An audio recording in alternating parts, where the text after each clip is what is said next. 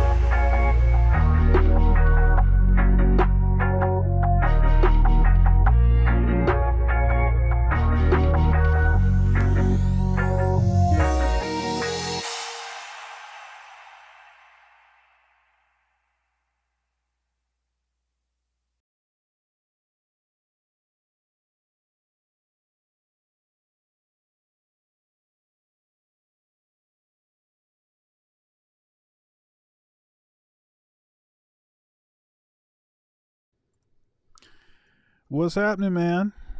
How goes Hey, it? how you doing, man? You ready to react? Why don't you move over just a little bit? All right, just a sec here. Just trying to. Oh yeah, there you go. Yeah, Move perfect, it off there. perfect. Can you hear me? It's okay. Yeah, I can. Although my Uh, voice is a little off right now. what some you got some seasonal stuff going on? I don't know actually. I did, and all of a sudden it's pretty much gone, and all of a sudden my voice is not here. So I kind of feel like I'm Tim Pool today, because his voice has been gone for like 7 days. So maybe it's the same thing. I don't know. Yeah. Yeah, so we had actually planned to do a different story, but then this sort of breaking story came up about this Steven Crowder contract controversy. And Yeah.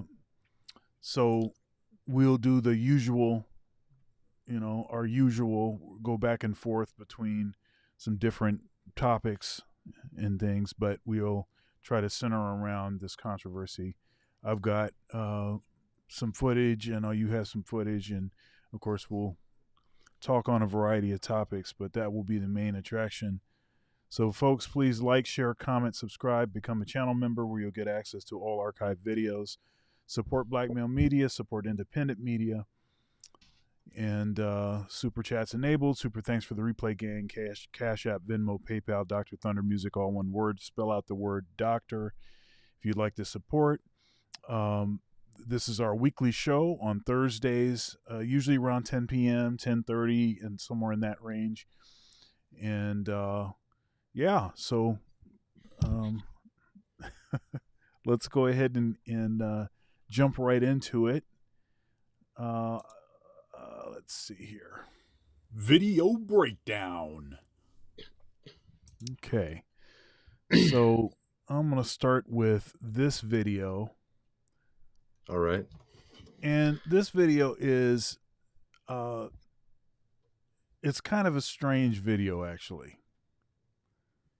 And I think it'll give us this isn't really lighthearted. It's not really a lighthearted place to start, but it'll give us a place to get into it. Here we go. I am about to do it. I'm about to go break up with my boyfriend of over 4 years. Let me explain. I can't believe I'm making a TikTok right now, but like this is so me. This is so on brand for me. Oh, he's literally over there. Okay. I'm at his work right now. Basically, he broke up with me a week ago. He says he's not in love with me anymore. He kind of just lost the spark, blah, blah, blah, whatever. Not trying to diss his problems. Obviously, they're valid. But I could not let go, so I basically begged for him back. I lost all of my dignity. Like, I gave myself no respect, and I just came back. He let me come back. I've been living with him for about another week, but it's not the same. We're not supposed to be together, very obvious. And it sucks because he was who I thought was the love of my life, and we spent the past 4 years together in a relationship, and 2 years before that as best friends. So it's going to be really tricky finding out who I am after this, but I want to take y'all along with me. So if y'all want to follow along with me and like help me find out who I am again, you should follow. Basically, he's at work right now. I kind of had a feeling this morning that we were going to break up, but we didn't have time because we both had to go to work. But now that we're both off, he's about to go on his lunch break, and I told him that I'm moving out over the phone, and he was just like, okay. So I'm coming to say bye to him in person, and my mom's on her way to come get me. Basically, I had to quit my job. We have a puppy together. We have an apartment together. We're losing our apartment, and he's going to keep the puppy because I can't have her at my mom's house. And I'll be living like 45 minutes away now from all of my friends and everything, which sucks. But I'll make new friends, and I'll keep in touch with my old ones, and everything is going to be okay. Well, I did it, and now I am at our house, picking up some of my things, and then tomorrow I'm going to come back with my mom with like a bigger car to get all the rest of my stuff. But yeah, my mom's about to be here to come and get me. That sucked. That sucked.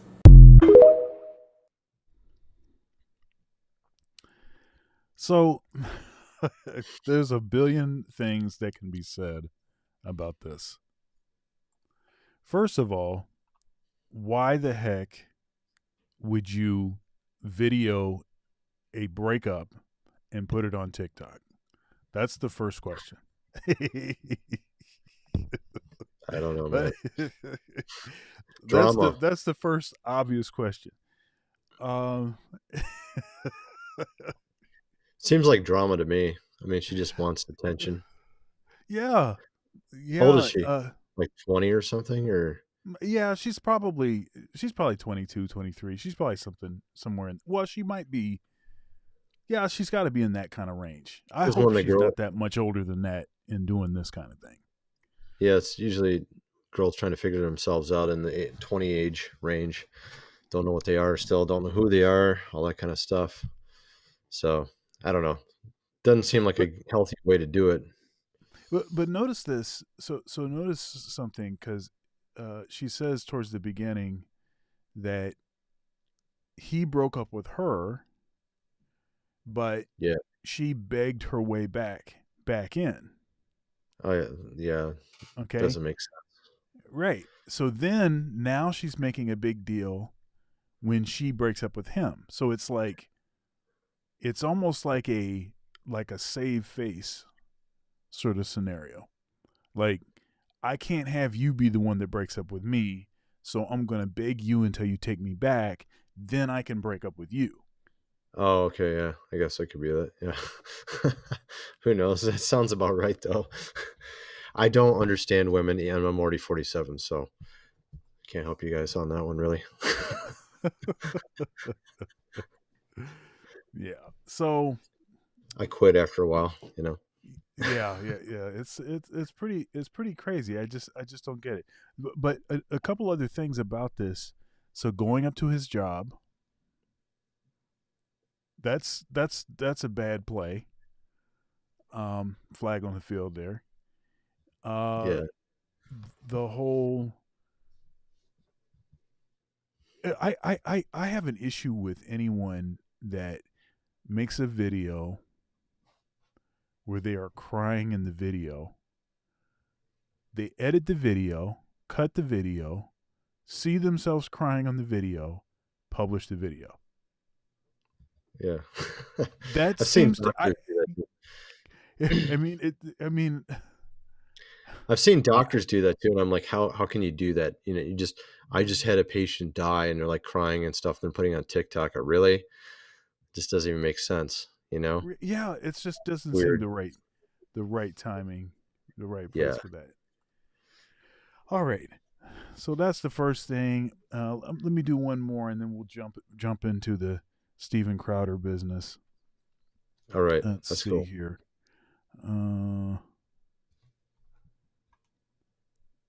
Let's see here. Okay. Seems like I'm okay. So this is here we go. Here, I'll just play it. I'll just. Sometimes a woman can talk her out of a relationship. You can talk. We do that. Yes, We will talk. I'm gonna say something, and this might ruffle little feathers. I don't think just being a good man is enough to stay in a relationship with them. But when I say a good man, I mean like he's good.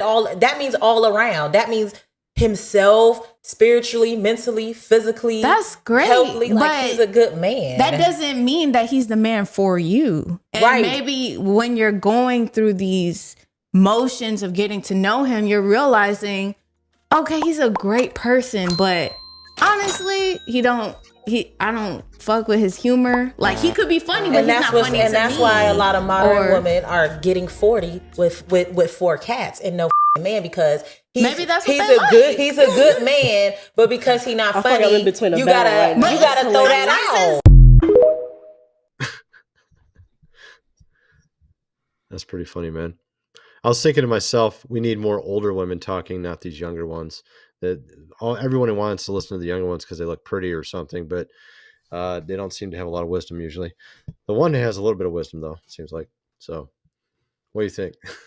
Yeah. So one of the issues seems to be. So a big issue here is a guy can have all of these things together. He can have all the ducks in a row, and the one that seemed to be talking the most sense,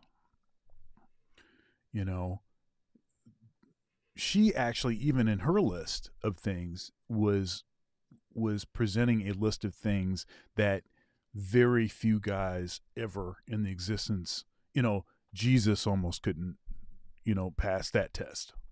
Right. So Right. she already put a list down that was a bunch of stuff that is like very difficult for anyone to achieve. And the other woman is like, I'm going to say something controversial, whatever. And so the dude can have all that stuff, but that's not even enough. Right. And it's like, I'm telling you, this soulmate, common interests, best friends, everything in common, that thing is screwing everything up. That is that as a measuring stick is screwing everything up. Yeah, I agree. I think it was this morning actually in one of my streams, my car talks. I was talking about a video that I saw. I think it was a TikTok video where a woman was talking about she just made it like a startling revelation. She like just figured something out and she didn't realize that this was the case. But she realized that men don't date the way and don't make decisions for marriage for the same reasons that women do. Like this was like a revelation to her. So she was saying that women, what they tend to do is they're like walking around looking for a soulmate, right? So if they find a soulmate, quote unquote, a soulmate, then they're not going to rush it. They're not going to there's a lot of talk like that. That's not what men do. Men, they get themselves to the place where they can support a family, where it makes sense for them to get on with the next stage of life. And whoever it is that they happen to be dating, that's going to be their wife. Right? Now, granted, they probably wouldn't have them as their girlfriend if they didn't have, certain characteristics, qualities that they felt that they needed in a mate. But understand this whole soulmate talk. That's not the way that men talk about this. Men get their ducks in a row, they get things together, and they say, okay, I'm ready to pull the trigger. And if you're around and you're the kind of person that I see, occupying that role, then you can, then I'm good. But that's not the way that women do it. They're out here looking for a soulmate, and I think that is it just doesn't seem like that's going to work out. It's like looking for Prince Charming. The same idea, but it's just a different version of today. But you said you had something about Candace, right? Talking about Steven Crowder. So let's go ahead and jump into that, and that'll sort of set the stage for our conversation. Video breakdown. All right. So this is her setting up a clip, and then she's going to play the clip, and we'll continue to let it roll. This is fair use. And then at the end of that, she's going to make a few more remarks. So it's not too long, but I think this is good for our conversation. Here we go. All right, so this was a very big story, and I got tons of tweets from people asking me about Steven Crowder. People were saying, you need to speak out for Steven Crowder. Candace, blink twice if you're under duress. All sorts of comments like that, and I had no idea what they were talking about. I obviously then went to Steven Crowder's YouTube page, and I saw a video that he had put up, and he was discussing a company who were essentially offering him what he thought amounted to a slave contract. And it was very heavily implied throughout that the company was the Daily Wire. He said it wasn't the Blaze. He said that there were ad reads, that the company offered him a lot of money, and that he wouldn't sell out. It was this super, I'm a martyr and I'm not selling out to you. And the comments reflected that, yay, Steven, you're a hero. Before I even give you my feedback, let's just hear Steven in his own words. Big tech is in bed with Big Con. The people I thought were fighting for you, a lot of it has been a big con. Now, I'm specifically avoiding naming names or going after individuals in this video because I genuinely hope that those I'm addressing, and you know who you are, have a change of heart. Don't sign these contracts. I now know what you are signing out there. I have the luxury of not having to. Let me go through this. If any of the major platforms issues a content strike such that Crowder cannot be monetized on such platform, the fee will be reduced by 25%. And then another 20% of it happens on Apple. And then another 10% of it happens on Facebook. And then another 10% of it happens on Spotify. And then if you get a strike, meaning a suspension, another 20%. Just to drive it home, you get hit by a car, you have a sick day, you could lose $100,000 a day. This is what's sent out to everybody. All right, so you get the gist of this. It is a super predatory contract. And like I said, he never explicitly said the Daily Wire, but it was very clear that he was talking about the Daily Wire, because how many organizations do you know are big enough to offer him, Steven Crowder, what he should, or around the range of what he should be paid, that does ad reads? Obviously, it's not going to be Fox News. That's not going to be PragerU, their 501c3, or Turning Point USA. And he mentioned explicitly that it wasn't The Blaze. So to me, it was sort of like he said the Schmaley Schmeier, but I'm not naming any names. And I'm going to tell you two things that I thought. First and foremost, to give something a name like the Big Con, obviously, it was mudslinging. And if this was the Daily Wire, which I wasn't entirely sure that it was, but as I said, it was heavily implied, then he also threw mud on me. He threw mud on Matt Walsh. He threw mud on Michael Knowles. He threw mud on every single person, Brett Cooper, that works for Daily Wire, by implying that we are signing these contracts and he is heroic for not signing it. And pulling out excerpts of the contract to say basically we're beholden to big tech, right?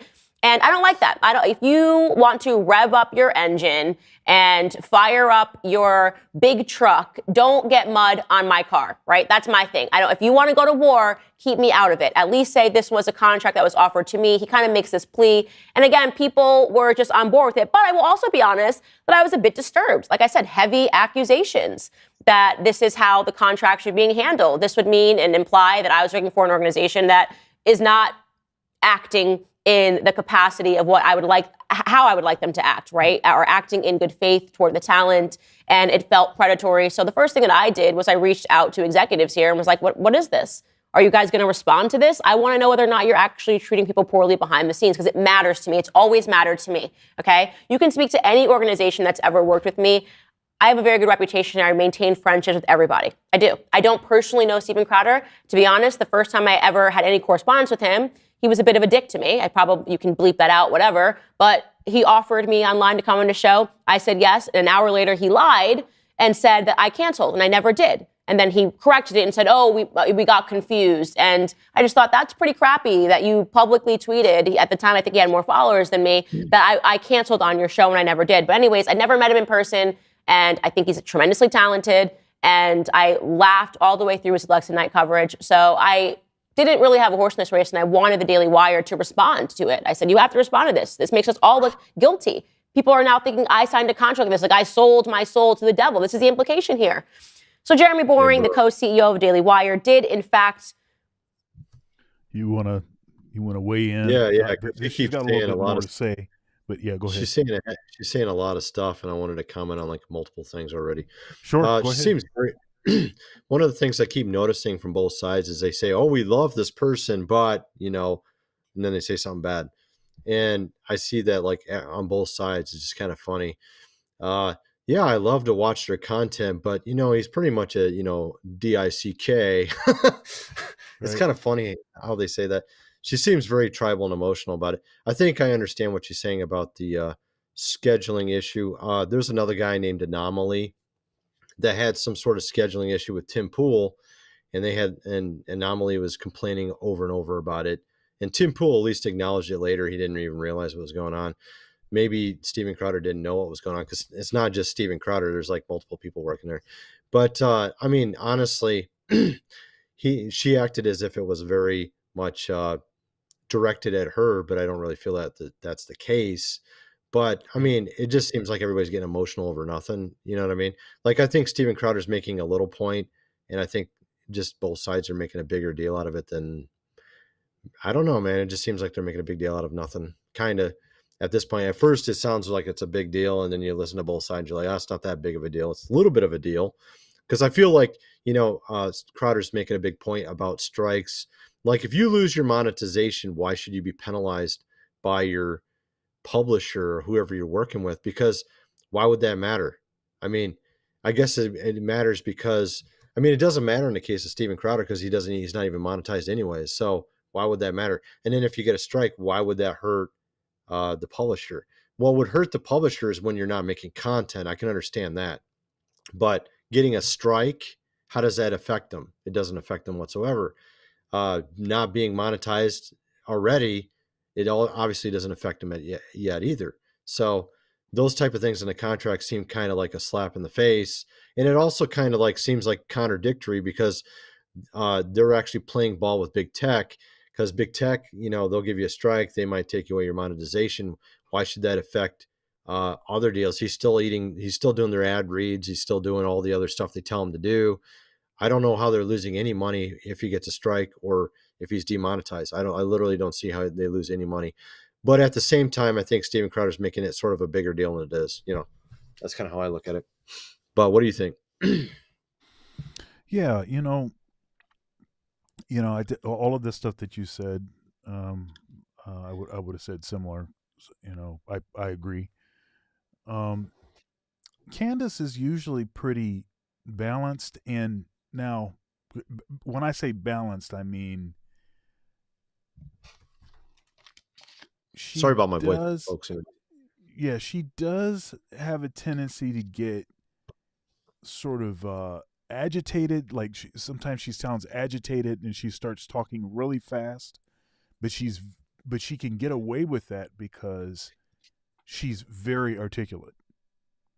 She's very clear. She almost never misspeaks or stumbles on a word, even when she is kind of going right for the jugular. She's going right for your throat, and so that can make it what it is that she's saying perhaps seem different than maybe she intends it to come across. It's obvious that she's annoyed by what's going on, and it seems to me like she is saying that she doesn't have anything against him, but she obviously does have something against him, and she has a long memory because she pulled that stuff out really quickly as she's talking. Well, she's also a woman, but I mean, and I'm not trying to be offensive to women, but the fact of the matter is, my wife remembers stuff I did like 10 years ago and always reminds me of it. So that's how women are. A lot of women are that way, man. They remember forever. I'll be like 80 and she'll be like talking about something that happened before our marriage. You know what I mean? I'm serious. Some women are like that. So I think Candace is kind of like that as well. Well, I mean, she's obviously annoyed by it, and she's still, I don't want to say hurt by it, but she's at least still like ticked off by it. So it's almost like she's reading certain things into what it is that Crowder is saying. Now, maybe did Crowder have to go into so much detail about what it was that he was saying? I being a content creator and always being under the gun to create more content, and especially having a sort of live streaming program, streaming multiple times a day, like that, it can cause you to sort of reach for content at times. And so maybe you share things that maybe you ordinarily wouldn't share. Well, maybe people would be interested in this thing here, and I don't have anything else to go with right now, so let's talk about this. So it's almost like I don't know. It just seems like maybe that wasn't the forum for him to sort of air out his issues with this contract. So anyhow, I don't know. Let's keep going. All right. Give a response, actually a thorough response, a 1-hour response last night, which I watched later than my bedtime, I would say.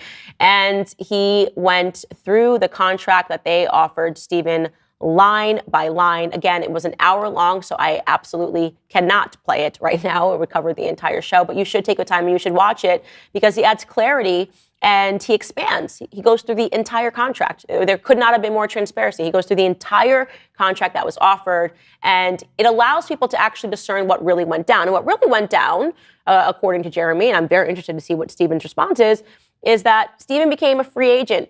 He left the Blaze. The Daily Wire offered him a contract, a huge contract, by the way, $50 million they offered him. First, they said, we won't even talk unless you offer a big amount. But Daily Wire came back and offered $50 million. And then Steven's agent wrote back that they wanted $120 million. So basically, you wanted $120 million over the span of 4 years, which, by the way, pretty unrelatable. Okay, this was last year. I think Jeremy said this all went down in September of last year. And then Jeremy went back and said that there was no way that they could afford that.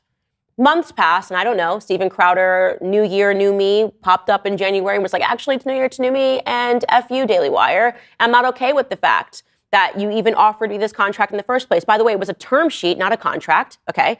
So Steven Crowder is relying on the ignorance of people who don't know how business work, okay, who don't understand that this is how it works. They put an initial offer on the table, and then what happens is you go get your lawyers, and they go over every single line, okay? So my contract with the Daily Wire took us 5 months to negotiate. Lawyers going over every single line. They got me a term sheet. I said, no way to this. Here's what I'm saying. They say, no way to this. And then I say, no, and you go back and forth. And this is just business negotiations. It's nothing personal, okay? And of course, if I did not believe in something that I was signing or I thought it was disadvantageous, we talk it out. And they explain their logic, and I explain my logic and what my fears are. This is totally normal in the capacity of contracts everywhere signed. And yet... So the more she talks, the more it's sounding like she has a good... I'm starting to lean in her direction. What do you think? I don't know. I just feel like I think Steven Crowder was just trying to make one point, and I think this is people think he was trying to make some huge point, like there's a huge deal here. But I think his main point was that if you're going to have a conservative media, it can't be basically under the umbrella of liberal big tech media. I think that was basically his main point. And whenever liberal big tech media cancels you, your conservative side shouldn't cancel you as well. And I mean, maybe he could have negotiated it out of the contract. I don't know. I don't know what Candace's contract is. Maybe she could show us hers if it has any of these type of points. Good in it, luck. You know, That's never happening. Yeah, but I mean, she's talking like as if this is something alien and she never saw anything like this. But Steven Crowder said this is literally the standard boilerplate contract for every single person at the Daily Wire, including her. So she's acting like it's not the case, but I kind of feel like there's something not right here. I don't know. Maybe she just looks at it differently than we do. I don't know. So, but like I said, I understand. I think it's Steven Crowder's making a bigger deal out of it than it really is. But I think his point is that you can't have conservative media basically canceling you when when liberal media cancels you. That just doesn't even make sense. It sounds kind of insane. And I think a better way to do it would just be offer Steven Crowder $35 million and then just like say, hey, if you get canceled, okay, I guess we'll just take our losses or whatever. You know what I mean? That's how I would, I guess maybe that's maybe what Steven Crowder's looking for. I don't know. I don't know a good way to frame the whole thing, but obviously this whole idea of being canceled is insane in the first place. You know what I mean? So we should just be able to speak our mind and not have someone cancel us. I think it's mainly, I think how it should be. Yeah, it's crazy. I feel kind of like people just can't get over the 50 million part of it. And I actually couldn't either at first. I was like, that just doesn't sound right. But I guess what a lot of people don't understand is if you're number one in media, it's kind of like sports, you know, like Michael Jordan or something. If you're like number 5, you're making way less money than number 1. And it's the same with like the UFC or any of this stuff. Yep. So like, you know, all number 5, he gets almost half as many views, but he's got literally a tenth as many people paying him the money because everybody wants the number 1 guy. Everybody wants to listen to number 1. Everybody wants to watch the Michael Jordan or whatever. They don't want to watch number 5. You know what I mean? So that's the reason why he gets paid so much. If he was number 5, he would be making like, you just take another zero off the end, like 5 million instead of 50 million. You know what I mean? And, you know, so, I mean, just being number 5 would probably be like a tenth as much money. Like if you look at Rush Limbaugh, he made a lot of money like that as well. And he was number 1 too for a long time, but that's in the conservative side. Candace Owens would be number 1 in her niche, I guess you would say. You know, she's in her own niche. You know, there's different niches, I guess. You know what I'm saying? But go ahead. Yeah. Here, check the interview chat there. Here, let's keep going. by removing some crucial information in his initial video, and like I said, I felt the same way as people that watched it at first, it made it seem as though the Daily Wire was just trying to enslave Steven Crowder. It's just not fair what Steven Crowder did. I think that honestly, he was acting a bit like a child actor, and I think it's incredibly immature to not give people all of the information up front, right? To refuse to name specific names and to therefore sling mud onto every single person. And it's egocentric, right? It's going, this was my experience, and therefore it must be everybody else's experience. And so I'm going to be the hero by saying that everyone's under duress and you can come to me so I can start my own company. At the end of the day, I think what happened, this is completely my opinion, by the way, so I'm not blinking twice, I'm not under duress, is that Steven Crowder became a free agent and he's feeling a little vulnerable right now, right? He's used to working for other organizations. He has some guaranteed pay. And he thought that Daily Wire were actually going to meet him at $120 million. They didn't, they declined. And he's still feeling a little shaky on that. It's scary to go out on your own. I thought about it. I thought about going out on my own. It's a lot of work. Maybe down the line I will. But it's a scary thing to go out, to step out on your own and say, I'm going to do this thing completely by myself. As Jeremy pointed out, Steven's not done that before, right? And so to do this, he pulled a move in which he was going to try to take a bunch of people that were subscribed to the Daily Wire and start his own company. So essentially saying, I'm the hero, I'm the martyr, follow me because I'm not like those guys. And then he was going to start his own shop. And that's what he's trying to do. Oh my goodness. See, I knew they were going to play that. I was thinking that earlier, that they're going to play that argument. So this is just basically a bunch of banter and arguing over nothing. The way I look at it, though, is there is a little bit of a point Steven Crowder's making, but I think also he's a little bit high on himself as well. I think both sides are high on themselves. There is a point, though, that Steven Crowder's making. But yeah, I don't think he's trying to start his own media empire. Maybe I'm wrong, but I don't feel like he's doing that. I figured she would say that, though. I was thinking someone was going to start saying that he's going to become their competition. That's the real reason he's doing this. It's the whole thing. It's an advertising ploy. You know what I mean? So what do you think? Do you think he's doing that? Do you think he's doing that? Well, I could be wrong. Probably not. He might get forced to do that if nobody picks him up. Yeah. That's possible, but I don't know that was his plan, like all along or something. And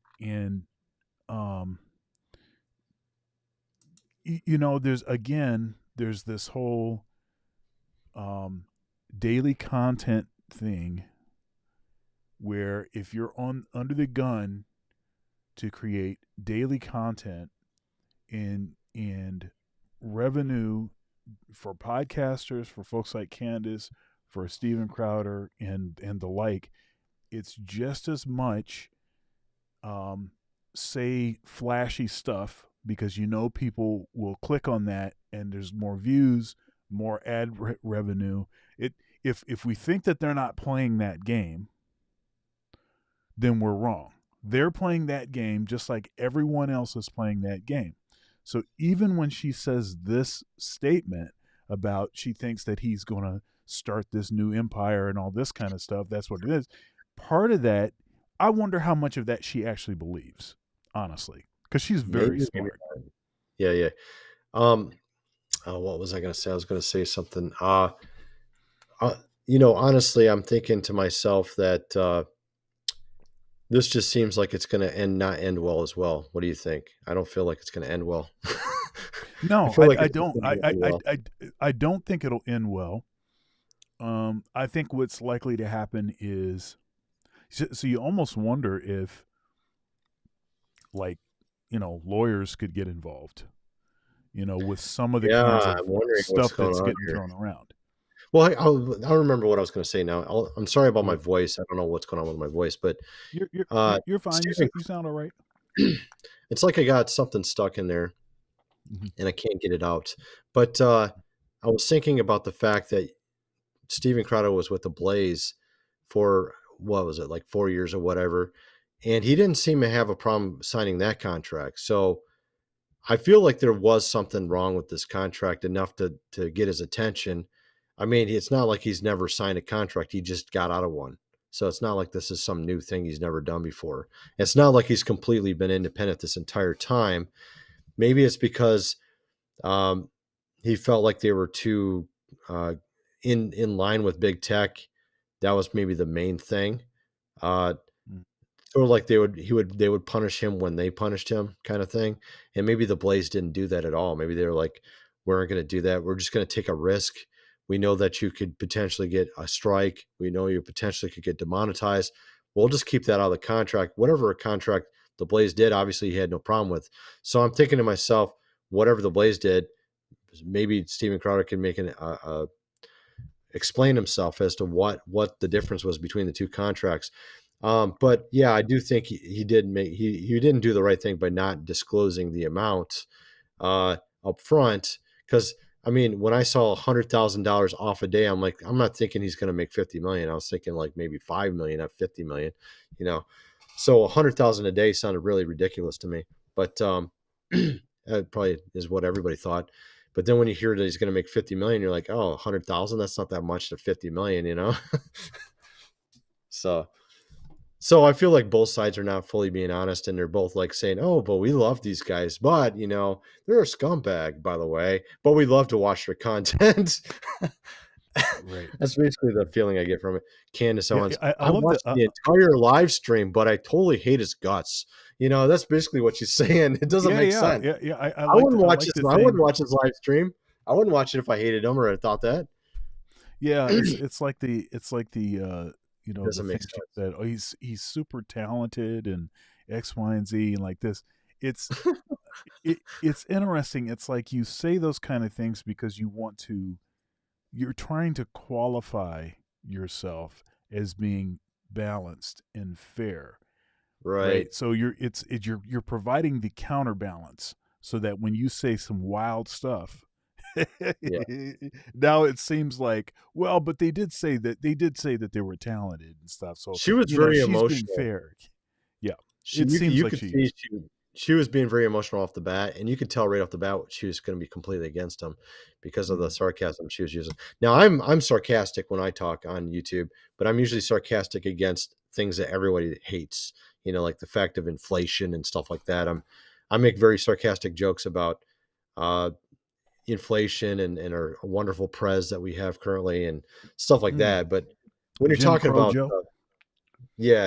Joe, he's so awesome, Biden. I put up a video. You got to say the whole thing. Jim Crow Joe. Try it on, man.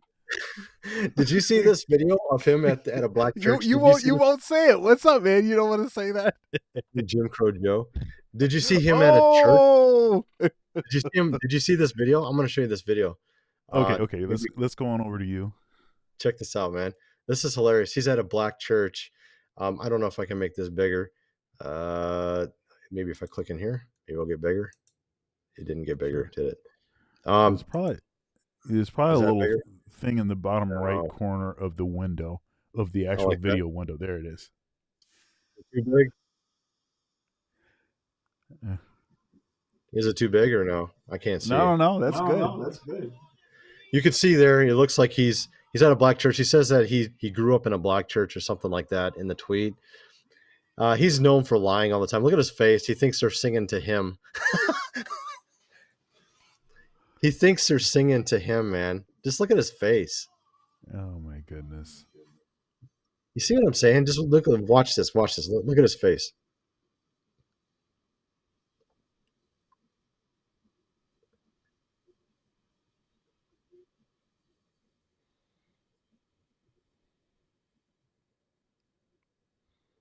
They're saying, okay, listen, they're saying the power of the Lord is here. And he's like, and whenever they said that, he's like, oh yeah, I'm the power of the Lord or something like that. I don't know.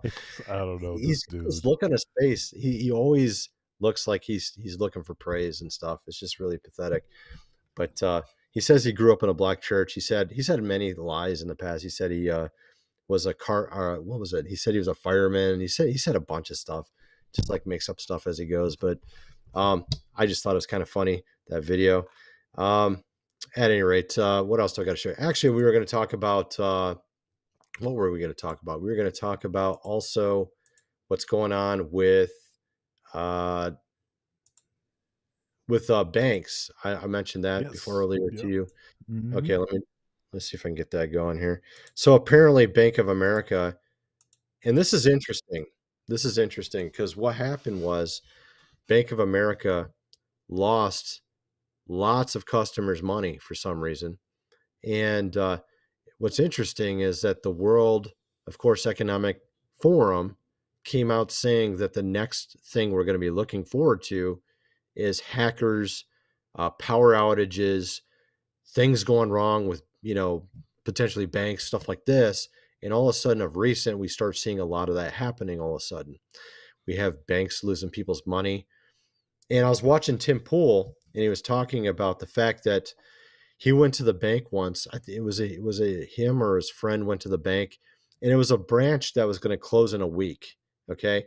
And he was sitting down with the manager because he had all these penalties because the New York Transit or something accidentally double charged his account.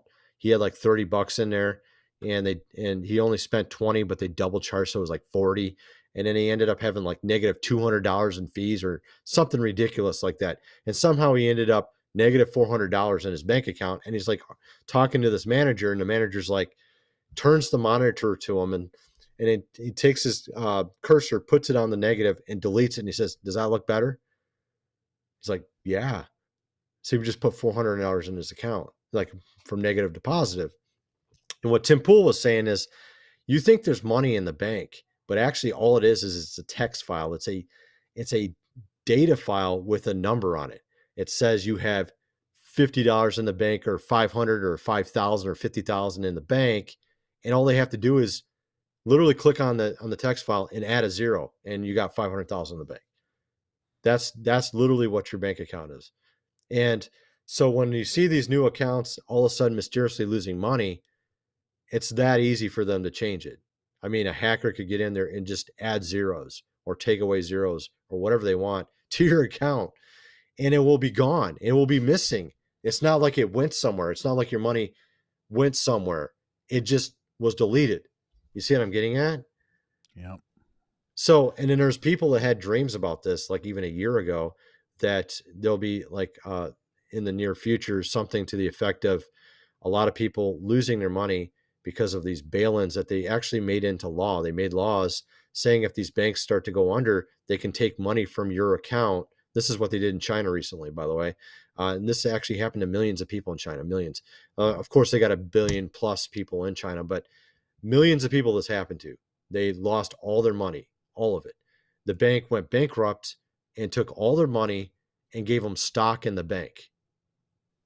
So like you have $100,000 in the bank, they took all your money to save themselves and then gave you stock in replace. So unless you love bank stock, especially banks that are failing stock, not a good trade. You know what I mean? Yeah, Not a no, good trade. right? Because they can't even give you your money. So why do you want stock in that bank? So I feel like there's going to be something happening like this soon. I really do. I feel like this is just like a test run. Remember also, we had all these airplanes get grounded recently. You remember hearing about that? That's right. That's right. That was also one of the things they were basically talking about, hackers getting into, systems, computer systems, into airplane systems, into power plant systems, into your bank, into the power grid. And then just all of a sudden nothing works. And this is going to be 800 times worse. This is what that Klaus guy was saying. It's going to be way worse than the whole thing, the whole cough thing, that little thing. Way worse. I guess if you lost all your money and your power, like you're just sitting in the dark, that might be a little worse than a little cough. You know what I'm saying? But so they're talking about that next. And we're starting to see, like, why did all of these airplanes get grounded? Every single airplane got grounded for a certain amount of time.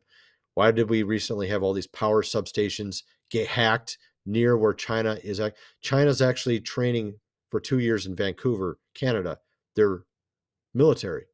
They actually have military in Canada training for 2 years. And 120 miles away in Tacoma, Washington, they had a bunch of power substations go out, all in the same area. Was that a test? You know what I mean? So there's all these weird things going on at the exact same time when this economic forum is talking. And just like last time, it was like a year after they said their stuff, things happened. It's like, and they were talking about the food shortages, and that stuff started happening. That was like 2 years ago. Every time they start talking about something, you just wait a week or two and it starts happening. So I'm wondering if they're going to do something like that next. That's just kind of my thoughts, but Yeah, no, I think it's. I want to get some cash, get some gold, folks.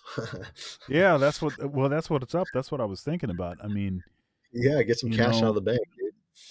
you wonder why people have a fear of stuff like AI and of stuff like, the real life Terminator. Like a real life Oh, Terminator. yeah, man. Skynet and all of this. And look, I mean, it's It's eminently healthy. plausible. It's healthy fear. Look at the insane people running our world. I mean, if you can't understand that we have very ridiculous technology at this point, and you got insane people over the world, not a good combination. So, Look, I know you know about Chat GPT. yeah. I heard about that. So Chat GPT is pretty incredible, and I you haven't can tried it. create new, unique content. Information on YouTubers are doing this. Even they're asking Chat GPT to write a script on a particular topic, and then they're just doing a voiceover.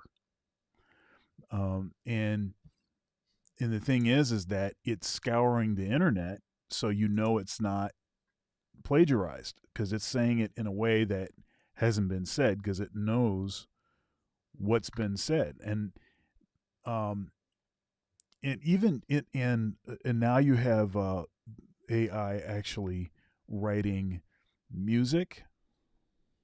Now this has actually been a thing for a long time. There's a program called Band in a Box, and this program has been around for a few decades now, couple decades at least, and so it generates a rhythm section.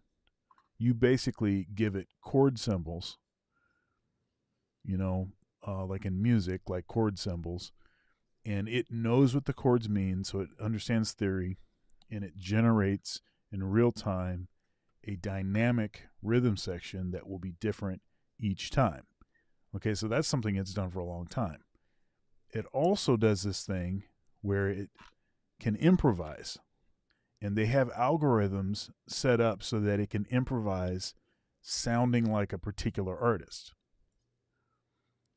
Right?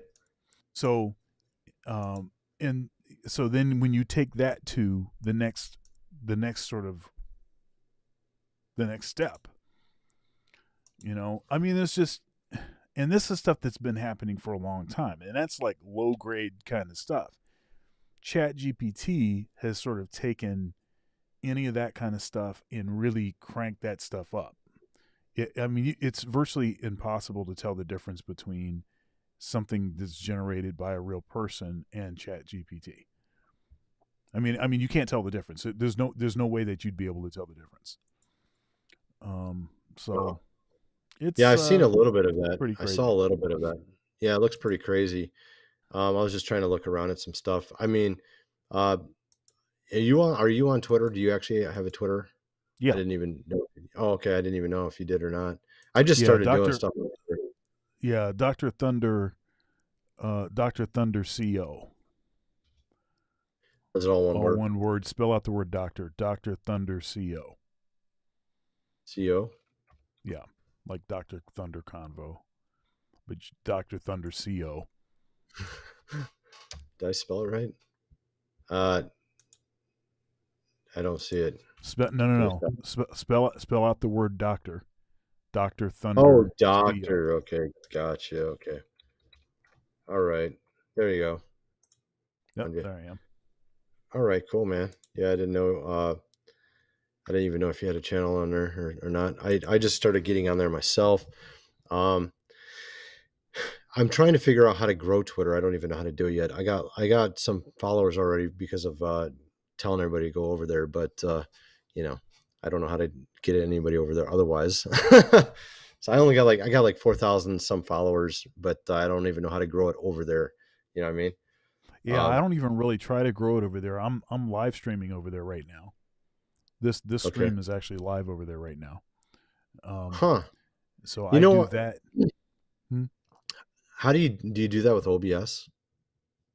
Well, I'm actually using Ecamm Live and Oh, the Restream. Ecamm. So you can do all that through the Ecamm. Yeah, I mean, it just knows what it is. You just log in with all your various accounts and Is there a way to um, where I could live stream with you? Like I can live stream yep, with the same stream? yep. Oh, Yeah, I could really? log in on my Restream. I could just have your account set up, and then it could just stream straight to you. We can maybe try that next time. With YouTube, I'm a little careful because I don't YouTube's all kind of crazy. I could try YouTube one of these times with us if you want, just to see what happens. Uh, Sure. I can't guarantee it'll be really awesome or it might be super awesome. It may not. We don't know because YouTube We'll likes just to try it. mess with That's my cool. channel. Yeah, I have people like I wouldn't say people. I would say there's like a third party company that like goes in and like messes with channels. You know what I mean? Right. And they like to do stuff here and there to my channel, but I got it down to where it's consistent, at least with putting up videos. But I don't know about live stream if it would even let. I don't know if it's going to be huge or nothing or what. I don't have no clue. I literally don't know. It might be 200 people. It could be 2,000 people. I have no clue what it would be because I haven't done it in like 5 years. So, but I'm curious. Maybe if I get through, I bet you sometimes it would get through and be huge. I bet you sometimes it'd be small because it just depends on what happens in the background at YouTube. Because if YouTube was just normal, where like they didn't try to mess with channels, then it would probably be huge. You know what I'm saying? And I think your channel will be getting way bigger too. I think that honestly. But it's really tricky with these platforms. You know what I mean? So. Yeah. All right. Well, here let's we've got a couple other things to discuss here. Oh yeah, cool, man. Yeah, because I we want to got try it at least once on my video channel breakdown. just to see Yeah, what yeah. happens. Maybe it'll be Sure. really good. I don't know. Yeah, And we could try it on my I was Twitter gonna too. say. We could try it on my Yeah, I Twitter. was So gonna you can do suggest that. Twitter, YouTube, and what else? What else do you do it on? Just those two? This right now I'm on YouTube, Twitter, and Twitch. Oh, okay, I'm not on Twitch at all. All right, let's go. Yeah, and I don't really even I don't even know. I might have one follower on Twitch. I just really? do that because it's a good strategy. Because if somebody sees it over there, then they'll look for you other places, that kind Right. of thing. So I anyhow, wonder if you can live stream on Rumble? yep, Okay, because I can maybe do Rumble. Rumble. Yep. Let's do it next time. I'll try Rumble, Twitter, and YouTube. See what happens. Sure. Yeah. Let's. Yeah, definitely. We'll talk that through. All right. All right. So now you see what this says. I'm not saying this. This is not me saying this. This is a woman doing this video, and actually, it's another woman commenting on the initial woman saying this. Okay. So this is not me. I'm not saying this, but it's interesting what it is that she has to say. Here we go. I really want y'all to know women are terrible fucking people. I don't care how nobody flip it. Honestly, I could not agree more than what she just said. I say this all the time to people all the time. Be like, you got a lot of male friends, and people think like, oh, I don't mess with females. And that is not the case at all. But it is the case. And it's not that I don't mess with females. Like, it takes a particular female to understand. But most females are trash. Like, they just are. Like, men, for me, is easy to be friends with because I know the true intentions of a man. Like, most likely, all a man want to do when they see me or when they want to be with me, first off the top, is probably they want to, be intimate. But if I shut that shit down, like, it can't go any further than what I allow it to go. And people will stay in a place as long as they feel that they need to stay in a place. There's no other intention. But with females, like, you don't know why they want to be your friend. They can want to be your friend just because you have somebody that you don't get along with, and that person you don't get along with, they want to be friends with them to click up. Or maybe you know somebody like maybe popular or can get them in bars and stuff, so they want to be friends with you just because they can benefit off of that, who you know, where you can go. And then you got the weird females that are just be like, they don't really like you, but they just want to be friends with you just so they can subliminally talk about you. Like, it's just nuts. And just as she stated in that video, yes, a lot of them females are mad needy. Like, I have too many issues within my own self that I have to figure out and things going on in my life. I cannot sit here and deal with a female friend who wants me all day, every day, calling, texting, nonstop, blah, blah, blah. Men, I can go without speaking for months. And then they'll hit me up like, yo, let's go kick it. And then we can go kick it like nothing changed. But females be so quick to be, I want to be your friend no more because you didn't come up for my birthday party. But you didn't even come to my birthday party. I sat there and bought you a gift. You didn't even give me a gift. It's like the nerve. But if I go to my male's friend, I ain't even got to give them a birthday gift. And they don't even care. And they'll still end up giving me something. Like, ain't it supposed to be about the thought? Like, but it's always like a tip for tat for females. And this is why I just choose to rather deal with guys than it is with females. Because y'all, and it's probably beyond that, but I'm going to keep it right there for right now. But yeah, if you want to be a female friend of mine, just know I'm a real one. I ain't got time for no drama. I ain't got time for none of that. I ain't even on that type. If I don't like you, I don't like you. I'm going to let it be known that I don't like you. And it's just that simple for me.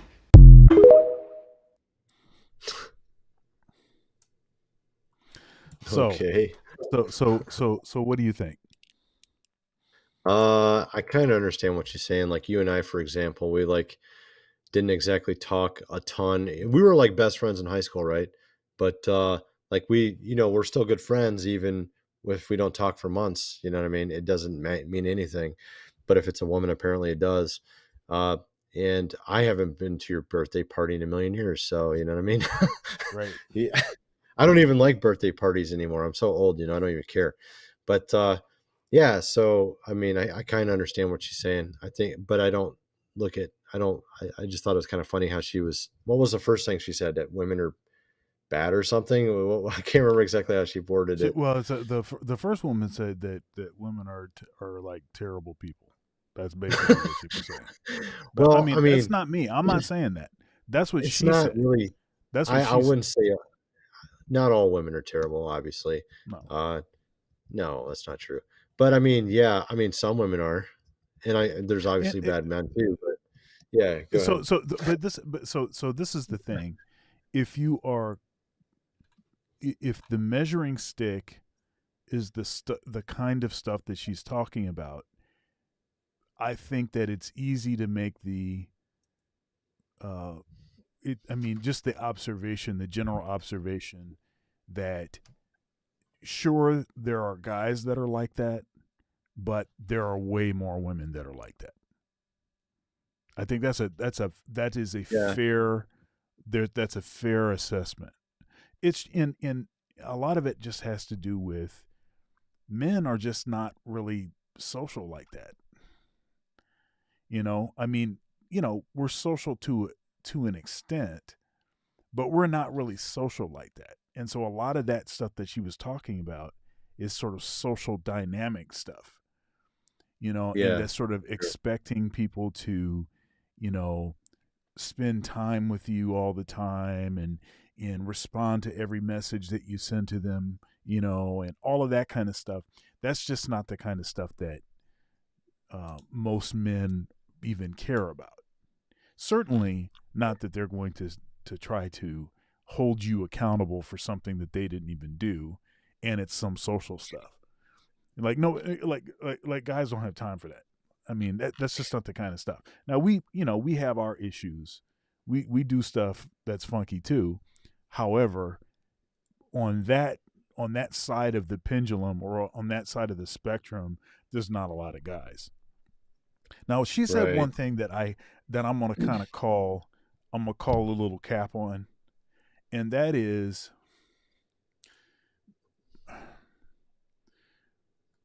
it seems to me to be not a good sign if a woman tells you, I don't really like women. I have a lot of guy friends. I have guy friends because I can't get along with women. I don't like women. Okay, so here's the problem. Now, maybe what it is that she's saying is true. Maybe, and that's the experience that she's had. However, what's going to happen when you end up in a relationship with a guy and the guy is like, I don't really want you hanging out with a bunch of dudes. Well, they're my friends and I've always been friends with dudes and you need to be okay with that. Yeah, but see, the thing is that you may think that these guys are just your friend because you just kick it like that. But what you don't realize is that if you were to call this cat one of these guys that is in your friend zone and say, hey, I've been thinking about this for a long time and I just think that we have a good vibe. I'm thinking about taking it to the next level. Are you down? If you think that guy is not going to jump all over it, you're wrong. Well, I don't know. I think in some cases they might not. I mean, but yeah, you're probably right. Most man, it's such a small percentage of time. I don't really agree that you can't ever have a friend that's of the opposite sex. I feel like that's kind of immature. Maybe it's like we're talking 20-year-olds or something. I don't know. But I mean, honestly, there's 20-year-olds that can handle that. Like I think my wife is an example of someone like that. But I agree with you. I think what would be interesting though is if you could have these women make lists of all these women that keep being this way. Because then you can say to the men, hey, don't date these women because they're that way. You know what I mean? You see what I mean? Like they're like really naggy and stuff. No guy wants that. You know what I mean? Yeah. So let me qualify what I mean by a friend. By the way, let me qualify what I mean. Okay, I'm not talking about an acquaintance. I'm not talking about somebody that you work with, someone that you have a professional relationship with. I'm not talking about that. You're talking about the guy in waiting or something. Right. I'm talking about some dude or a series of dudes or a lot of dudes that look, my wife has, guys that she's been friends with, but my wife is not hanging out with dudes that are her friends unless it's some sort of professional situation. She hangs out with women, and I do the same thing. I don't spend a bunch of time hanging out with girls because it's not a good idea. It's not a good idea. There is something called chemistry. There is biology, and if you're trying to protect your relationship, you try to do things that on balance make the most sense. Now, that's not to say that you couldn't be friends with someone and nothing ever happened. But I think that it is totally delusional on balance for women to think that guys would not jump for the opportunity for someone that they've even been friends with for 10, 15 years. I think it's the case maybe in with definitely the guys that are trying to be really close, and I can see it in that case. Yeah, I could see that. But I mean, I could see it in a few cases where it wouldn't happen. But I mean, I understand what you're saying, though. I think most guys would be in there. But yeah, I understand what you're saying, and I think that's why some women put boundaries up too. And which is kind of good. In the case of just like a workplace or whatever. So anyhow, that's an interesting. It's a sort of interesting take on the whole thing. Yeah, that's an interesting take on it. And like I said, I'm not saying what she was saying. That's what she was saying. I just thought it was an interesting thing to bring up. And I sort of see things on different angles of what she's saying. I'm not just agreeing with her. I'm also saying, yeah, I see what you're saying. You're dogging women because you've had issues, being friends with women, but I don't know that I'm going to just give you the thumbs up because you're also saying that you've got a bunch of dudes that are friends, and so then it's kind of like, well, what's going to happen if you're going to be in a relationship with somebody? Are you going to drop those dudes? Probably not. And then that's going to probably be a source of issue. It's probably disproportionately that's going to be a problem. Because 95, 99% of guys are not going to be okay with you having, with 7 of your 8 closest friends are guys. Yeah, I agree with that. I'm just saying. I agree. I mean, I know what you're saying. I agree. Yeah. Okay, let's hear let's wrap this up. This video over here. Video breakdown with Candace. Let's see what she finishes up saying. Okay. And some people fell for it and said, I'm with you to the end. I'm Mug Club till I die. And didn't understand that really nothing happened here other than nobody wanted to pay Steven Crowder $120 million. So he turned to his viewers, who he thinks are stupid enough at least not to understand how business negotiations work, right? Like, this is like normal. You kick it back and forth. And they were going to make up for his loss. So people that are upset by his video, the millions of people who watched it, are now going to give him $1, whatever it costs to be in the Mug Club. And they're going to become the $120 million that he feels that he deserves. First and foremost, I'm going to say this, unrelatable. Unrelatable. People are trying to pay for bacon and eggs right now at the grocery store, trying to buy a steak once a week, and you're over here crying because somebody couldn't meet you at $120 million. And it is crying. I don't like it. It was a total bitch move. There are plenty of things that happen across all organizations in the conservative movement where I will say that I empathize with Steven Crowder and saying that sometimes you feel like a cynic, which is like, is everybody... Go ahead. Yeah, I was going to say that I don't know where she gets this 120 million from. She just keeps saying it, but it actually doesn't. It isn't 120 million. It's 50 million plus potentially a 25 million 2-year retainer. And this was not actually a contract. This was just a boilerplate, throw out a contract to get him, kind of on the table. It wasn't something that they were actually going to sign or anything of that nature. But I understand what she's trying to say, sort of. I mean, I kind of feel like she's like exaggerating what's going on or something. I don't think his motive was to get a bunch of money. I kind of feel like that's not what it was. I feel like it was more about the fact that they were working with big tech. And I kind of felt like that with Ben Shapiro already. If I can say a little bit about Ben Shapiro. Sure. It took him 2 years to come out and say that they lied to us about the vaccine. I mean, he was such a wussy. Is that an okay word to say, wussy? He's such a wussy. He couldn't say that. And he's been caught on camera on hot mic. Mark Dice caught him on hot mic wanting to change things that he said in a show because he was afraid he would get canceled or he would lose ad revenue, stuff like that. Steven Crowder was talking about election fraud when, like, they were telling you can't talk about it.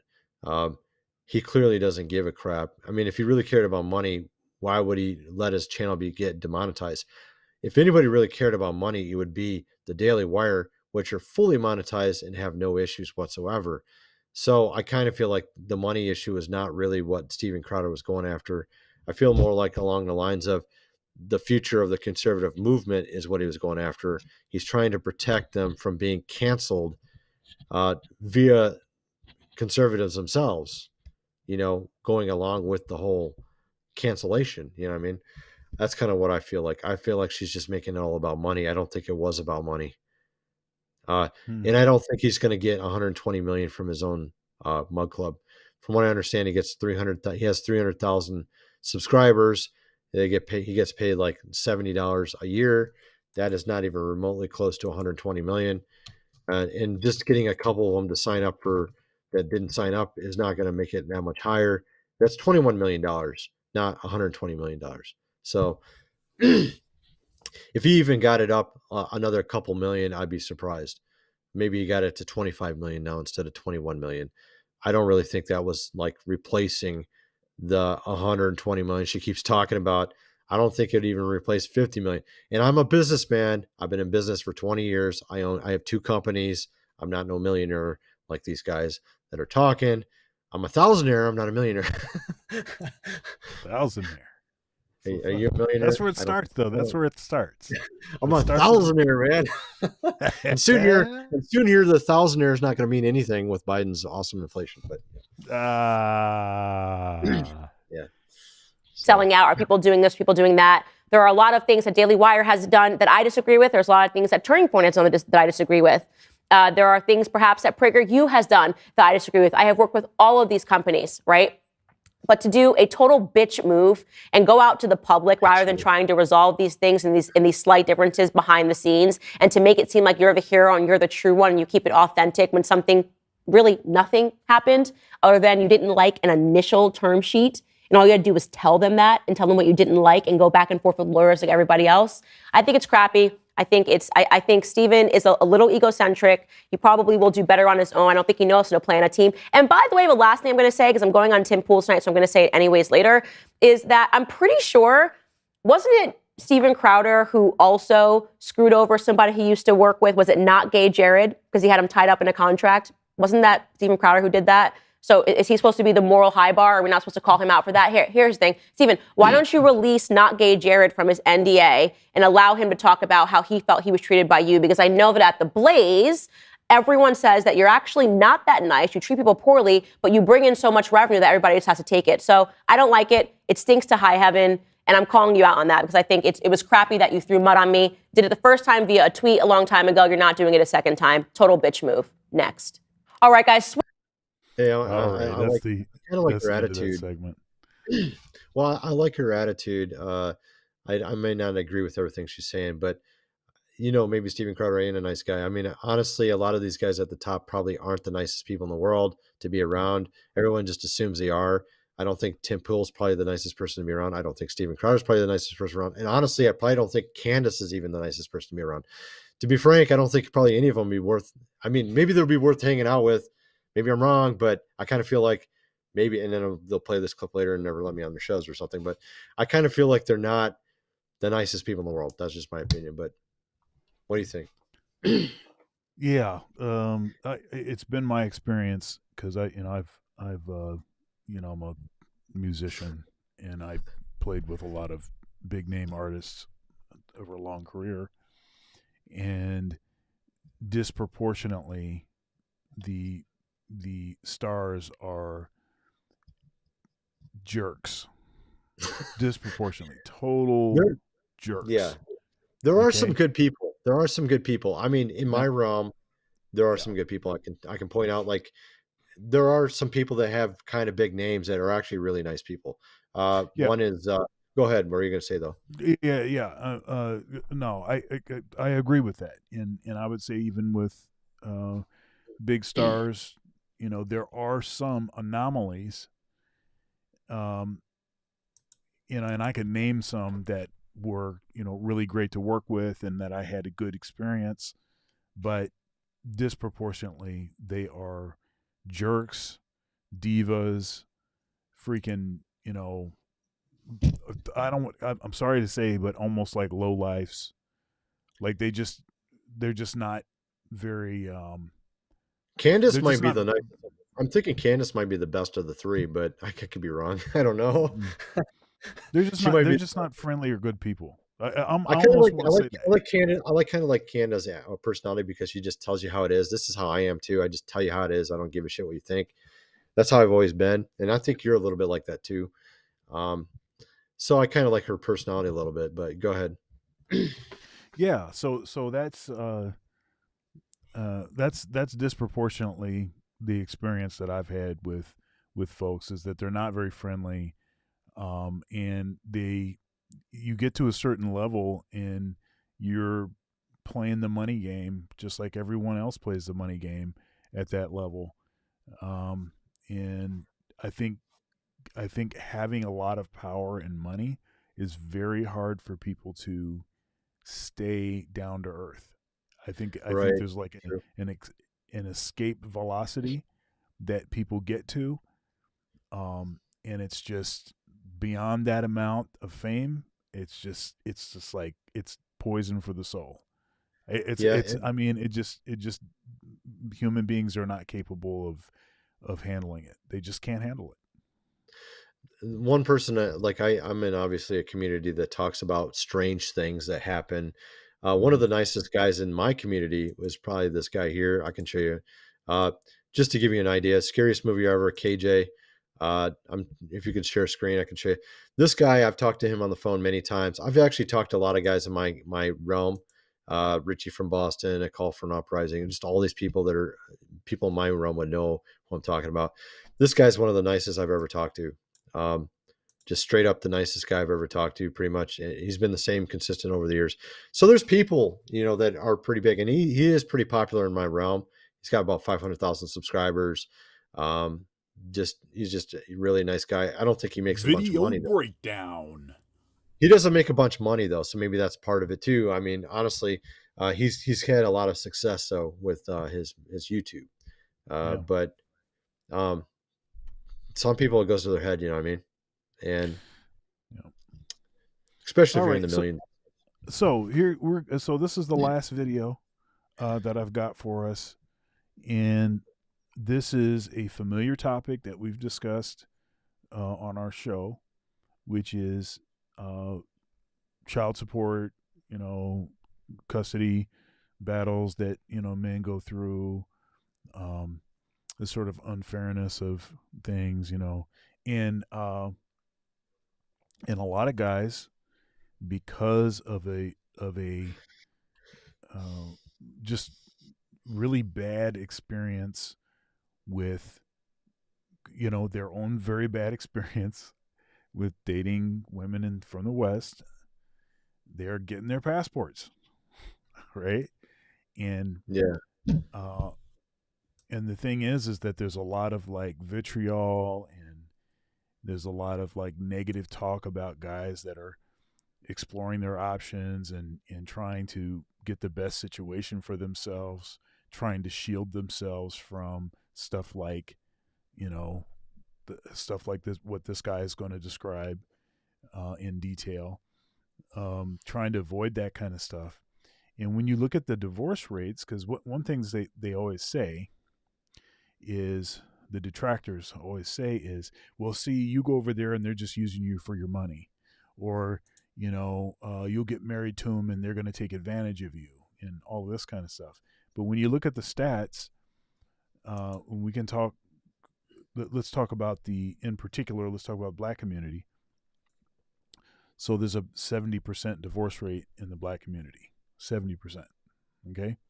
Wow, that's higher than overall average, right? Yep, it's higher than the overall average. And in our community, the Black community, 80% of the divorces are filed by the women. And there's a general stat that is about 70 to 75% of women are filing for divorce. Okay. And then college educated women file at a 90% rate. Wow. Really? Okay. Right. Of the divorces. Now, it doesn't mean that group is divorcing more. It just means that if a woman is college educated, she's more likely to take the first step. Wow. And okay. So you have all of this kind of stuff. Yeah. 90% is just insane. I mean, obviously they can support themselves, but why would you just marry someone and get a divorce? Why would you have 9 out of 10 times? It just seems really ridiculous. Well, again, I'm not saying that the divorce rate is 90%. I'm saying that the average divorce rate is like somewhere around 50%. Okay, for all groups, if you go across all groups. But I'm just saying that of the half of the marriages that fail, the person that files for the divorce 90% of the time amongst educated women is the woman. That's crazy. Okay. Okay. So that's what I'm saying. So passport bros, they are getting their passport and they're going other places to try to improve their chances and try to get a better deal. Because if they do get divorced here, then, child support, alimony, They can go after your pension.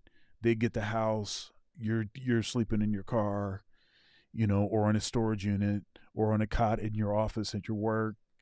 You're trying to build a life around your family. You sacrifice everything for the family. That's not enough. Any point in time, they can just say, I'm not happy, and they can decide to just blow the thing up. And so you have all of these sort of pitfalls, which is making a lot of guys say, I don't think marriage makes sense for me. But then you have folks that say, I really do want to be married. I really do want a wife, and I want to be able to build a family. I just don't want to be in the crosshairs. So they're going elsewhere, okay, to find spouses. Now, when they find a spouse elsewhere, the divorce rate is 13%. Huh. Wow. Here, the divorce rate, especially we're talking about the Black community, it's 70%.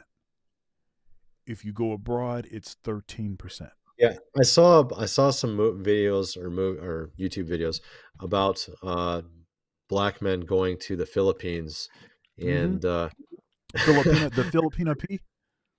Yeah. My wife's Filipino, by the way. So yeah, although she's part Chinese, she doesn't look like the standard Filipino. She looks Filipino-ish. You know what I mean? So. Yep. And she's actually my age, which is kind of weird because a lot of these guys, they end up dating younger women, but All right, so here we go. Let's see what my man has to say. My interaction with the family court system has been significantly more traumatic than war, more traumatic than watching my friends die, and more traumatic than having my body destroyed. I had the ability to change the outcome of things in any given situation in war. I could try a little harder, I could fight a little harder, I could motivate myself to hold on one moment longer. In this situation, all I could do was stand by and watch the horror unfold while they took everything away from me. I would now like to give you a brief history of my relationship with my ex-girlfriend and the child that we have had together, so you may understand my plight, and you may understand the reason for me speaking with you here this evening.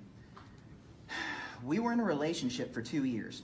Over the course of our relationship, my ex engaged in patterns of domestic violence against me, which began with emotional, verbal, and quickly escalated to physical abuse. Her abusive behavior dramatically escalated after she discovered she had become pregnant.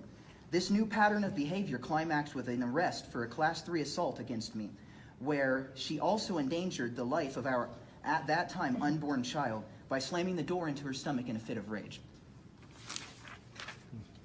There was a criminal case that I started against her about this situation, but it was recently dropped by the Adams County courts because she was deemed too incompetent to understand what's going on, yet she was deemed competent enough to take my son away from me. After the initial arrest, a protective order was issued against her by Adams County. Where I was grateful for the protective order, my ex used this as a pretext to deny me any access to my newly born son, Benjamin, therefore alienating him from me.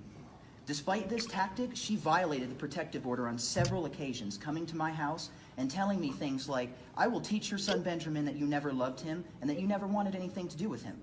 On one such occasion, she brought Benjamin to my house using him as a tool, demanding that I drop all the charges against her in return for allowing me access to my son Benjamin. This was the only time I have ever seen my son in person.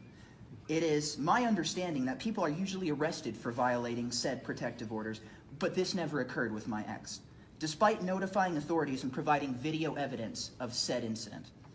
A few weeks later, I was contacted by the Child Protective Services, who informed me that there were serious concerns, including possible removal of my child from my ex's home, due to her squeezing his head in the middle of the night, trying to get him to stop crying due to colic symptoms. This violent action happened for several days before it was described to her therapist, who then called CPS. The outcome was that my ex's mother was given custody by the CPS department, ignoring the biological father. I was never considered for custody, despite the fact I have set up a home for Benjamin. I have studied parenting literature. I have purchased all non-perishable items required for early child rearing. I have investigated early child nutrition, breast milk sharing programs, and I work from home. On top of all of this, I have repeatedly expressed a desire to share custody and help raise my son. To this day, because of this unjust system, I have never even held or interacted with my son. All right? At our first and only custody hearing, Judge Meacham of Adams County made fun of me for having a restraining order against my abusive ex-partner. Adams County then as a whole went on to ignore her violent pattern of abuse. Furthermore, she and her mother have refused to cooperate with court-ordered visitation instructions, blaming my work schedule for the refusal. Due to this, my contribution to my son's life has been limited to only child support, and he does not even know what I look like. If this were reversed and I were a woman and my ex were a man, she would be sitting in a jail cell facing felony charges for assaulting me and our child, and she would be experiencing consequences for violating said protective order. Instead, my poor defenseless son faces a life without his father in the hands of a violent monster, and there is nothing I can do. I have read the literature on life outcomes for children without fathers living in chaotic environments. My son faces increased likelihood of crime, incarceration, antisocial behavior, drug addiction, and suicide. This is the horror I have to watch unfold, unable to change anything in a situation and a system that protects an abuser. The child support system is broken. Courts immediately presume the child living with the mother and the father paying child support with no visitation rights as the best option, when at very least I deserve 50-50 custody for the benefit of my child. We need to abandon this antiquated and broken system for a gender-neutral system that outlines the true merits of a potential parental figure within a child's life. I wonder what Adams County this is. There's like multiple. Do you think it's Washington or Illinois or what? I'm not sure, but I would say this, that that this is a pretty common occurrence in all 50 states and all counties. It's pretty common. I would say that it's very common more in like liberal areas and cities, especially because I think though, like in more rural settings or maybe states that are more conservative, you probably see less of this, but you're going to still see it some. But well, I think you still have the issue where 85% of 85% of the time the mother is given primary custody. Right. Well, I mean, yeah, I agree. I think overall it's just really kind of skewed no matter what, but it's way, way worse in like I know Michigan and California are really bad. Indiana's much better, but you're right, it is skewed no matter what, pretty much. But I think in the case of this guy, it sounds like it's got to be a liberal place.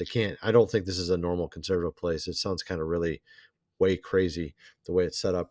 I think in Indiana, he would probably get custody, but I don't know where he lives. So, but I'll tell you this though. That whole, I think the common thought, I think, is what you expressed, that it's substantially different in liberal areas than conservative. But I would argue that there's not really much difference between conservatives and liberals and Democrats and Republicans with respect to this sort of full embrace of girl power. Yeah, right? well, it's gotten bad. It's kind of like the conservatives tend to be just lagging behind the liberals or something. It's like UK is ahead of America, and then in America you got the conservatives are lagging the liberals, and we're just now accepting transgenders and all this stuff. You know what I mean? That seems to be kind of what's going on. But I haven't changed myself, even if these people change that supposedly represent us. And this is what I was referring to with regards to the Daily Wire. I feel like and this is just my thoughts. I'm not saying that, Steven Crowder is better or right or something like that, but I just feel like the Daily Wire is kind of compromised. The fact that they couldn't talk about the vaccine, they couldn't talk about anything. And I understand if you're wholly relying on a certain, social media, it's very difficult to talk about those things. But those guys, I feel like, they weren't even willing to take any risk whatsoever. I just felt like that, you know what I mean? That's why I don't watch the Daily Wire. But I mean, they do have good stuff here and there. I mean, I like what's the guy that there's two genders? Who was that guy? I can't remember that guy's name. Oh, you're talking about Matt Walsh? Yeah, I like Matt Walsh. She's cool. I kind of like Candace. I like some of the people that are on there, but I just don't like the direction.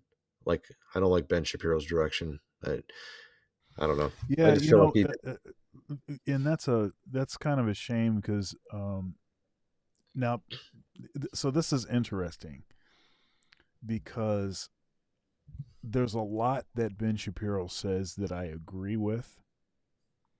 yeah, me too. Me too. I mean, yeah. However, he makes some of the same missteps that I think that conservatives, Republicans tend to make with respect to this sort of bootstrapping sort of ideology, which is to just basically point at outliers and say, hey, how come, you've got wealthy athletes, you've got celebrities, and you've got, X, Y, and Z, you've got folks with 160 plus IQs, they're able to make it, so why can't you make it, kind of a thing, which avoids taking a look at the average man, the average woman, and seeing how they're actually doing, because that's how you actually evaluate. Does Ben have that policy. attitude? Oh yeah, he does the same thing. He does that same thing, and that's that pull yourself up by your own bootstraps. Well, I feel like he's in a position where he gets a lot of and I'm not trying to talk, but I mean, he's in a culture, his background puts him in a place to where there's a lot of people he can work with, and he has a lot of connections and networking. So it makes it very easy for him, I think. I think it's easier for Ben Shapiro than for Steven Crowder, even. That's just my opinion. He probably even makes more money. I wouldn't even doubt it if Ben Shapiro makes more money. But I feel like Ben Shapiro is all about avoiding missteps. He's trying to, I don't want to say that because the advertiser will cancel it. The advertiser's king. That's what I'm saying with him. It's not about the future of America. It's about how can I make money, be happy, and kind of get a good message across. And I don't want to really go there myself either. I don't want to be that person that is willing to compromise for money and all that kind of stuff. Of course, I understand the difference between survival and like not getting canceled. You know what I mean? I can understand not saying something so you don't get canceled. That's different than not saying something for money. You know what I mean? Because if you get canceled, then there's no voice. There's nothing left. You kind of you're kind of gone. It's better to say half of what you want and be there than say all that you want and be canceled completely and be gone completely. You know what I mean? Of course, there's always this underground thing like Andrew Tate and those guys, but they're so popular that they can have that underground thing. Those that are like the normal guy, like you and I, if we get canceled, there isn't there isn't like this underground thing that will just pick us up. You know what I mean? Unless we got like 2 million subscribers or something. You know what I mean?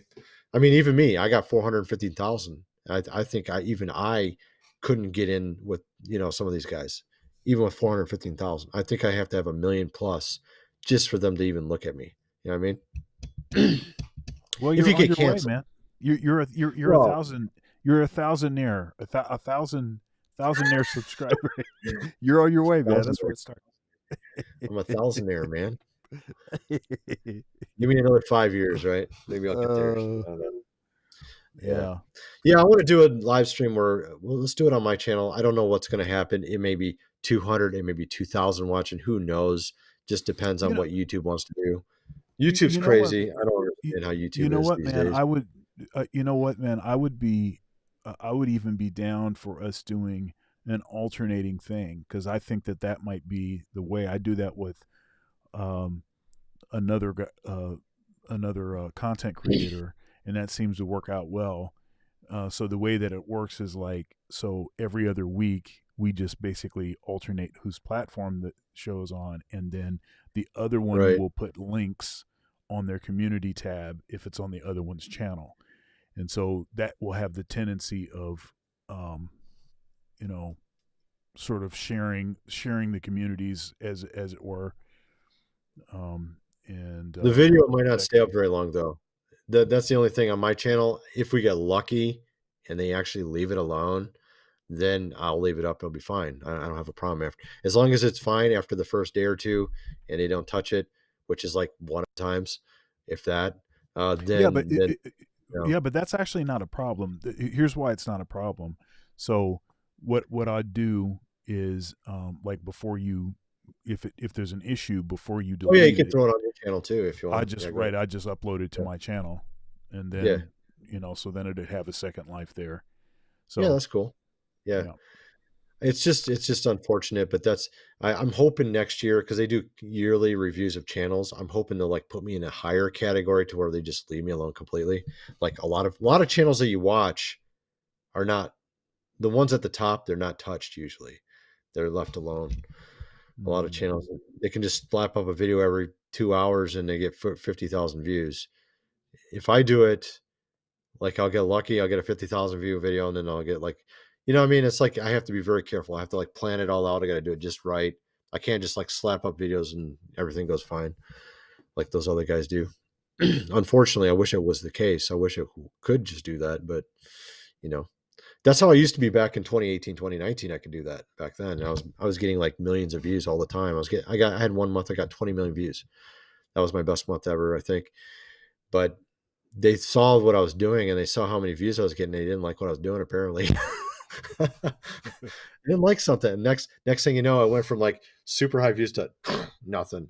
I was like there for like 2 years and just fighting it. And I'm lucky if I can get 1 million views on all 3 of my channels a month now. I'm lucky if I can get that. So I used to get 20 million on one channel. Now I'm lucky if I can get 1 million on all 3. So that's the difference. Well, I'll take 1 million a month. I would. Well, 1 million a month ain't bad, yeah. But I mean, you just imagine if I never was touched, I might actually have 1 million subs or 2 million subs right now if they never touched me. That's my whole thing. Yeah, no, I understand. Yeah, it's unfortunate. I understand. It's first world problems. Yeah, first world. Hey, at least I'm still here, man. Some guys got completely canceled. They're just gone, So yeah. Anyhow. First world, first world instead of third world, right? Yeah, that's right. That's right. Man, I gotta suffer with just a normal car, and I got a microphone, man. What's wrong with me? I actually have things I own. People in other countries don't have anything. Some places. All right, man. Well, we'll talk in the back channel and stuff, and we'll do how we have been doing to stay to connect before next week's show. But we'll be back next week for another Two Dads React with Dr. Thunder and God Rules. So see y'all later. Peace. See you guys.